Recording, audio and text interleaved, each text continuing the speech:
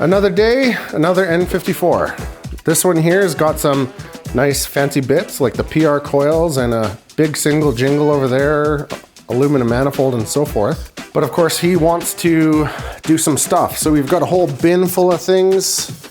We've got some brake pads, we've got discs, we've got extra brake pads. We'll dig through all that, but the focus of this episode is gonna be based on the cluster specifically. So we did have that video with N54s, the best mods that we think are well worth it. And in this case, when you don't wanna go full on flagship balls to the wall digital cluster, we're gonna show you how you can retrofit an M cluster with the variable temp and all that fancy stuff. So we'll show you. First thing we need, where is it?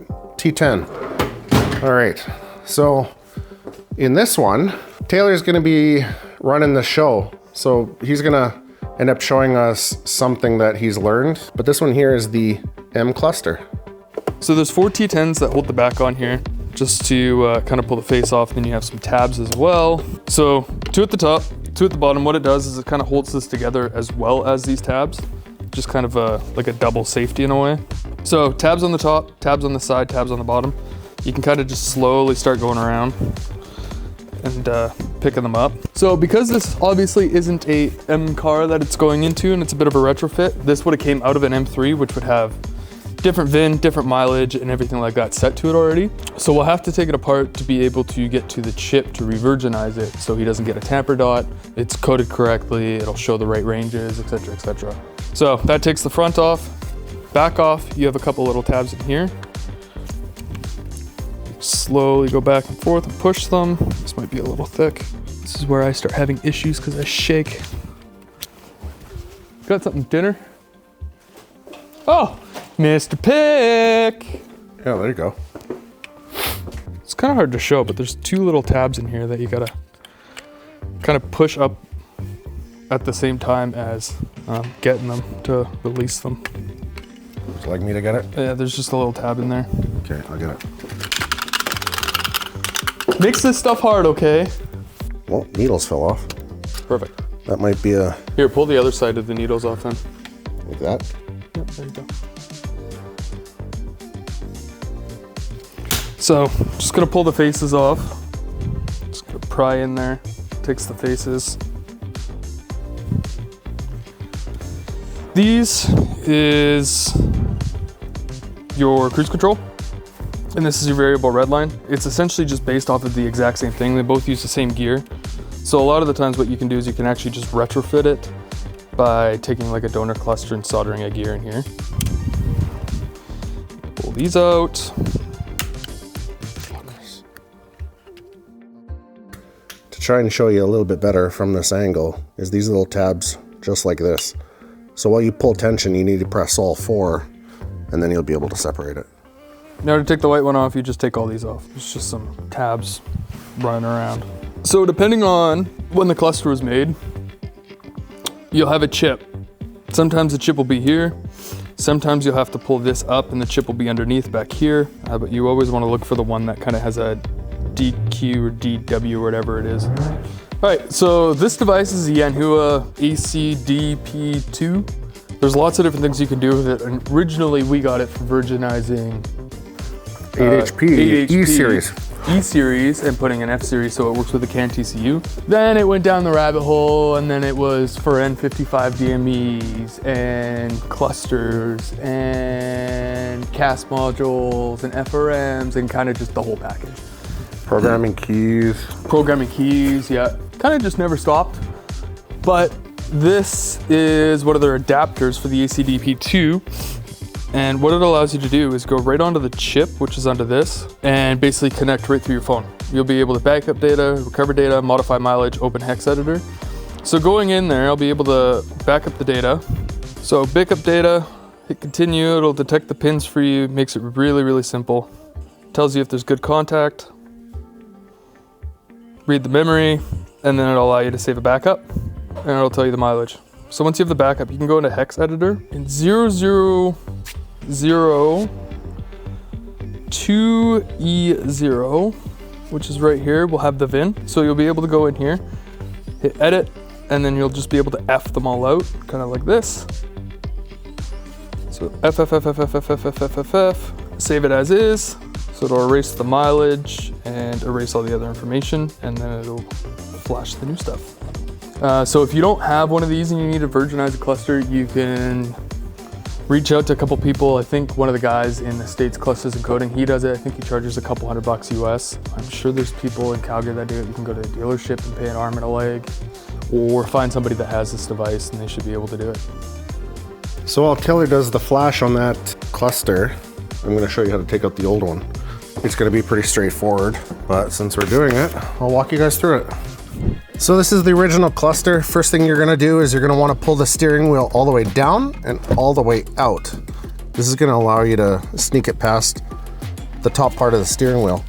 What you're going to need is you're going to need a T30 bit, just on a bit of a ratchet, and they're going to be one here, one here. Now this one looks like it's already a bit loose. Yeah, this one is a little bit loose. And where's the other one? Right over here. Okay, so we got both. We're gonna put those in a place where we're probably gonna lose them. But now, if you kind of put your finger in the little crevice, you should be able to pull it forward. When you pull it forward, you're gonna wanna slide it here. Rotate it 90 degrees so that you can get to the connector on the back. So for here, you should be able to just poke it with your finger while you use your middle finger to pull it down. Pull the tab down, pops up. You're gonna pull it out of this little retaining tab here. And now you're just gonna play Jenga or Tetris to get it out. So now you slide it here, get the hood just up and over, and then you'll just roll it out. And that's it. We got the stock one out. So the programming is complete. What we're gonna do now is just as it is, plug it into the car, make sure it's working, making sure it's zeroing out the mileage to what he had, as well as no tamper dot. Once that's good, we'll throw it back together and then we'll throw it in the car finally. Can we take a moment in this to make note of something that a certain DIY guy that worked on this last did? Go look at the low side PCV system. I've already looked at it. No, look at it. Put your finger on it.